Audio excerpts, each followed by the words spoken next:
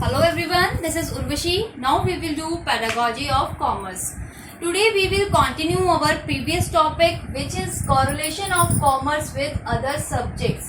कैसे हमने last topic में आप लोगों को बताया था कि कैसे हम लोगों ने कॉरेलेट किया था कॉमर्स को अदर सब्जेक्ट्स के साथ। तो हमारे पास एक डेफिनेशन थी अकॉर्डिंग, जो मैंने कल डिस्कस नहीं करी थी।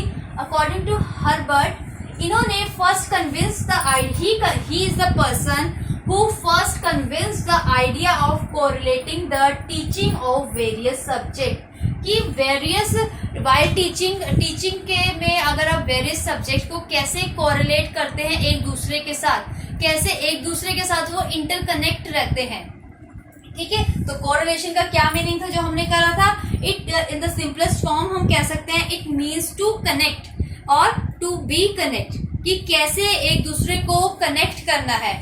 ठीक है, तो कल हम लोगों ने किया था about the types of correlation. 2 types करे थे हमने, inter correlation and intra correlation. उसके बाद हम लोगों ने किया था कि correlation of commerce with economics, कि कैसे इकोनॉमिक्स में हमें कह सकते हैं कि इकोनॉमिक्स जो है कॉमर्स के साथ कोरिलेट करती है, कनेक्ट करती है। ठीक है, तो उसमें हमने क्या था कि अगर आपको इकोनॉमिक्स की नॉलेज रहती है, law of demand, law of supply या प्राइस डिटर्मिनेशन ऑफ मार्केट या मार्केट डिटर्मिनेशन की कैसी क्या पोजीशन है मार्केट की, अगर आपको इन सभी चीज़ों की इकोनॉमिक्स का जो ये टॉपिक्स हैं हमारे, जिसके बारे में मैंने आप लोगों को बताया लॉ ऑफ डिमांड, अगर आपको इसके बारे में नॉलेज रहेगी तो ये आपको बिजनेस करने में, आपके ऑर्गेनाइजेशन के लिए हेल्पफुल होगा। आपको ये बेनिफिट रहेगा कि अगर आपको इसी बारे में नहीं पता होगा तो इसमें कई बार आप लोगों को प्रॉब्लम्स आ जाती हैं कि क्या मार्केट की कंडीशन है, एक्चुअल कंडीशन आपको नहीं पता, या क्या डिमांड है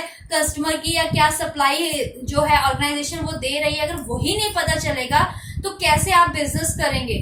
ठीक है, तो जो इकोनॉमिक्स के हमारे टॉपिक्स होते हैं कुछ कि जो हम इकोनॉमिक्स में पढ़ते हैं, तो इकोनॉमिक्स की नॉलेज जो है वो कॉमर्स के लिए हेल्प करती है। तो ये दोनों एक दूसरे से कोई भी हम ऑर्गेनाइजेशन में वर्क कर रहे हैं तो कॉमर्स की नॉलेज जो होगी और इकोनॉमिक्स की नॉलेज, दोनों की नॉलेज हमें एक दूसरे को कनेक्ट करती है, दोनों की नॉलेज जो है इम्पॉर्टेंट रहती है। ठीक है, उसके बाद हमने करा था correlation of commerce with law.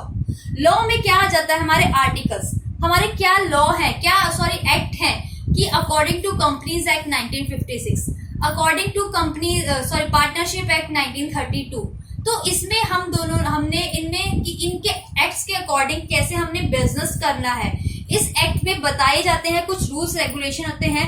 तो वो हमें किसकी नॉलेज के थ्रू पता चलते हैं, हमारी लॉ की नॉलेज के। कि मान लीजिए कि पार्टनरशिप में हमने करी है, हमने कंपनी ओपन करी, उसमें हमने पार्टनर्स बनाए 2 to 3 पार्टनर्स की, उनकी क्या रूल्स हैं, क्या रेगुलेशन है, वो हमें कहाँ से पता चलते हैं, हमारे लॉ के थ्रू। अगर हमें लॉ की नॉलेज जो है वो कॉमर्स की कह सकते हैं कि एक दूसरे को लॉ की नॉलेज और कॉमर्स की नॉलेज भी एक दूसरे को कनेक्ट करके रखती है कि आप बिजनेस कर रहे हैं तो कॉमर्स की नॉलेज तो आपके काम आती ही है, तो साथ के साथ जो आपकी लॉ की नॉलेज है वो भी आपको बेनिफिशियल रहती है। ठीक है, आगे आज हम लोग करेंगे correlation of commerce with maths. Maths की नॉलेज जो है वो कैसे कनेक्ट रहती है कॉमर्स में। कॉमर्स में आप लोग करते हैं अबाउट द मैनेजमेंट, कितने मेंबर्स हैं, कितने नहीं हैं, या कितने कम हो गए, आप अकाउंट्स मेंटेन करते हैं। ठीक है, अकाउंट्स मेंटेन करने के लिए आपने पर्सन अपॉइंट किए होते हैं, तो वो, और मैथ्स में हमारा क्या होता है, प्लस माइनस, एडिशन, कौन सा अलजेब्रा रूल लग रहा है, कौन सा नहीं लग रहा है। तो ये दोनों एक दूसरे से कैसे कनेक्ट हैं कि आप अकाउंट्स मेंटेन कर रहे हो, उसमें आपने प्लस माइनस करना होता है, कितनी आपकी असेट्स हैं, कितनी लायबिलिटीज हैं। ठीक है, आपका टोटल कैपिटल कितना था, आपकी लैंड मशीनरी का टोटल कितना था, आपको कितना बैलेंस शीट में आपका अकाउंट जो कह सकते हैं प्लस माइनस करके आपका अमाउंट जो था वो मैच हुआ कि नहीं। तो ये मैथ्स की प्लस माइनस होते हैं, हमारे यूजफुल होते हैं। मैथ्स का जो सब्जेक्ट है वो भी हमें कॉमर्स में कनेक्ट करता है, लिंक रहते हैं एक दूसरे से, वो भी हमें हमारे बिजनेस में हेल्प करता है। ठीक है, तो मैथ्स में और कॉरेलेशन ऑफ कॉमर्स विद मैथ्स में कि मैथ्स भी कोरिलेट करता है, मैथ्स का जो अदर सब्जेक्ट है, ऐसा नहीं है कि कॉमर्स एक अलग सब्जेक्ट है, मैथ्स अलग है, इन दोनों में कोई कनेक्टिविटी नहीं है। ये दोनों भी सेम रहते हैं कि आपने अकाउंट्स मेंटेन करने हैं, कैसे करने हैं, आपने मैनेजर अपॉइंट किया, ठीक है, तो वो मैनेजर जो है या फिर अकाउंटेंट है वो कैसे प्लस माइनस ही तो करेगा, या फिर कितनी सैलरी किसको देनी है, यही सब चीजों का वो करेगा अकाउंटेंट जो होगा। तो वो कैसे करेगा, through the knowledge of maths. अगर उसको मैथ्स की नॉलेज ही नहीं होगी, प्लस माइनस उसे समझ ही नहीं आएगा कैसे करना है, ये कैसे डिवाइड करना है, कितने पर्सन्स को एक वर्क में कितना डिवाइड करना है, तो वो प्रॉपरली आपके अकाउंट्स मेंटेन नहीं कर पाएगा। आगे है हमारा correlation of commerce with geography. Geography हमारे सब्जेक्ट है, एक अदर सब्जेक्ट है, वो भी हमारा कोरिलेट करता है विद द कॉमर्स। ज्योग्राफी जो है हमारा सब्जेक्ट, वो भी हमारा कोरिलेट करता है हमारा कॉमर्स से। मान लीजिए आपने एक ऑर्गेनाइजेशन में अपना प्रोडक्ट बनाना स्टार्ट किया, ठीक है, तो ज्योग्राफिक कंडीशन में कि वो प्रोडक्ट जो है कौन से टेम्परेचर में या फिर कैसे सॉइल में वो होगा, प्रोड्यूस होगा, ठीक है, या फिर वो कैसे टेम्परेचर में उसका कैसा क्लाइमेट होना चाहिए कि इतना क्लाइमेट कंडीशन या टेम्परेचर होना चाहिए कि ये प्रोडक्ट जो है सही रहेगा, ठीक है। ऐसा जो इसका कह सकते हैं, मान लीजिए आप कोई प्रोडक्ट लेके आते हैं तो उस पर लिखा होता है कि अगर आप इसे यूज कर रहे हैं 2 to 3 मंथ्स आपको इसको यूज करना है, बट उसके नीचे टेम्परेचर भी दिया होता है कि किस कंडीशन में कौन से टेम्परेचर में इसे रखना है। 30 to 40 डिग्री के टेम्परेचर में इसे बाहर ही रखना है, ये 10 to 20 के या 10 to 15 डिग्री टेम्परेचर के अंदर इसे आपने फ्रीजर में या फ्रिज में रखना है, फ्रीज करके रखना है, ठीक है। तो प्रोडक्ट की एक पूरी एक एक्सपायरी डेट होती है, आपको सारे मेंशन की गई होती है, तो उसमें आपकी ज्योग्राफिक कंडीशन भी इम्पोर्टेंट होती है कि ज्योग्राफी में आपको पता चलता है अबाउट द सॉइल कि कौन सी आपने सॉइल जो है आपके प्रोडक्ट के लिए बेनिफिशियल है, रेड सॉइल, ब्लैक सॉइल, कौन सी आपने यूटिलाइज करनी है।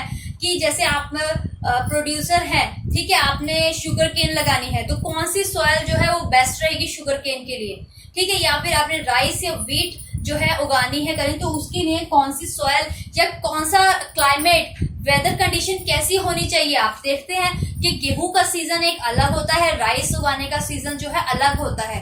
तो आपको बिजनेस करना है तो आपको इन सब चीजों की नॉलेज होनी चाहिए। ज्योग्राफिक जो कंडीशंस होती हैं वो भी हमारी यूजफुल होती हैं, आप लोगों को नॉलेज होनी चाहिए अबाउट द क्लाइमेट कंडीशन। अगर आप बिजनेस करें कि आपका प्रोडक्ट कैसा है, कि आपको ये हेल्पफुल होगा या नहीं, ऐसे वेदर में, ऐसे कंडीशन में, या जो टेम्परेचर है वो उसमें आपका प्रोडक्ट सरवाइव कर पाएगा या नहीं, ठीक है। तो geography, correlation of commerce with geography, आपको ज्योग्राफी की भी, ज्योग्राफिकल एरिया, ज्योग्राफिकल फैक्टर्स की नॉलेज जो है वो होनी चाहिए व्हाइल डूइंग अ बिजनेस, ठीक है। आप कोई भी वर्क कर रहे हैं तो आपको सारा कंडीशंस पता होनी चाहिए। तो जो correlation of commerce with maths and correlation of commerce with geography, ये भी दो जो सब्जेक्ट हैं वो कोरिलेट करते हैं हमारे कॉमर्स से, ठीक है। तो ये 4 सब्जेक्ट्स हैं जो कोरिलेट करते हैं, और भी सब्जेक्ट्स हैं, तो इसमें आज हमने ये डिस्कस किया। इसमें आप लोगों को correlation of commerce with other subjects कैसे, और जो भी सब्जेक्ट्स के बारे में आपको कोई प्रॉब्लम हो, कोई क्वेरी हो तो आप लोग मुझे मैसेज कर दीजिएगा, ठीक है। तो आपको इसमें कोई डाउट हो तो प्लीज मैसेज मी, और क्या फिर जो भी अगर मैंने कुछ आपको लोगों को गलत पढ़ाया हो अकॉर्डिंग टू कंपनीज एक्ट, अगर आपको लगा कि ये एक्ट नहीं है या चेंज हो गया है तो आप लोग मुझे मैसेज कर दीजिएगा, ठीक है। Thank you everyone.